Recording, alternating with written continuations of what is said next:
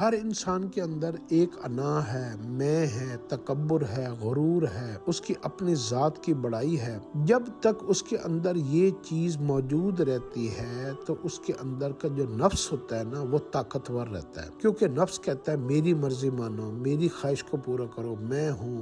میری چلنی چاہیے، میرا حکم چلنا چاہیے، میری تعریف ہونی چاہیے، میری بلے بلے ہونی چاہیے۔ تو جب انسان کے اندر میں ہوتی ہے تو نفس مضبوط ہوتا ہے، اور جب انسان کے اندر میں ختم ہو جاتی ہے، تکبر ختم ہو جاتا ہے، تو اس کی نشانی یہ ہوتی ہے کہ یہ ڈبہ، نفس کا ڈبہ، دل کا ڈبہ کبھی خالی نہیں رہتا۔ اس کے اندر جب تک میں ہوتی ہے تو اس کے اندر تکبر اور یہ ساری چیزیں اس سے بھر جاتی ہیں، اور جب میں ختم ہو جاتی ہے تو اس کی جگہ پر اللہ اس کو نئی چیزیں عطا فرماتا ہے، جس کو عاجزی کہتے ہیں، انکساری کہتے ہیں، تواضع کہتے ہیں، اور نرمی کہتے ہیں، صلہ رحمی کہتے ہیں، صبر کہتے ہیں، حوصلہ کہتے ہیں، شکر گزاری کہتے ہیں۔ تو جب انسان کے اندر سے میں ختم ہو جاتی ہے اور عاجزی پیدا ہوتی ہے، نیک خصلتیں پیدا ہوتی ہیں، تو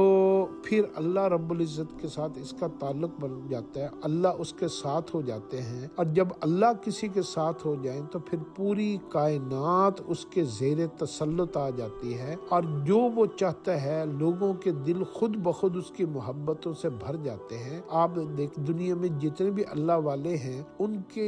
معاملے میں اللہ نے لوگوں کے دلوں کے اندر خود بخود محبت کو ڈال دی۔ ابھی پچھلے دنوں میں پیر ذوالفقار رحمۃ اللہ علیہ کا جنازہ ہوا، پتہ نہیں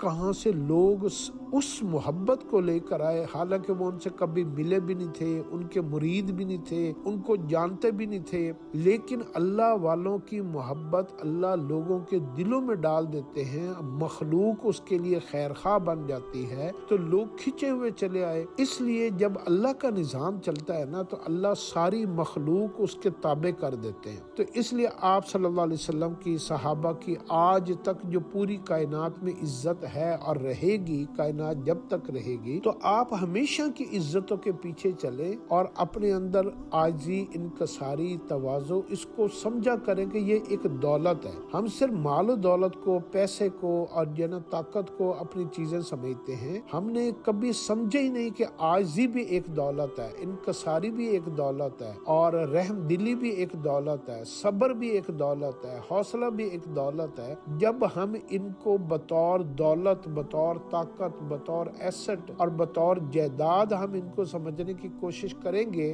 تو پھر ہمیں ان کی ویلیو اور ان کی قدر ہمارے دل میں پیدا ہوگی، تو پھر ہم اس کو اپنے اندر پیدا کرنے کی کوشش کریں گے۔ جب تک ان کی اہمیت ہمارے دل میں نہیں ہوگی، ہم اس کو سمجھیں گے کہ یہ تو خامی ہے۔ آج شیطان نے اور جتنے بھی دنیا دار لوگ ہیں نا، انہوں نے نیک خصلتوں کو بطور خامیاں بنا دی ہے اور بری خصلتوں کو بطور خوبیاں بنا کر پیش کر دی ہے، اور ہم سارے اس دھوکے میں پھر رہے ہیں کہ ہمارے اندر بڑی خوبیاں، ہمارے پاس جی پیسہ ہے، ہمارے پاس تو دولت ہے، ہمارے پاس تو طاقت ہے، حالانکہ یہ ساری خامیاں لے کر ہم پھر رہے ہیں۔ خوبیاں کون سی ہیں؟ خوبیاں ہیں جو آپ کے اندر کی نیک خصلتیں ہیں۔ تو اللہ سے ایک دعا ضرور مانگا کریں، یا اللہ مجھے نیک خصلتیں عطا فرما اور بری خصلتوں سے میری حفاظت فرما۔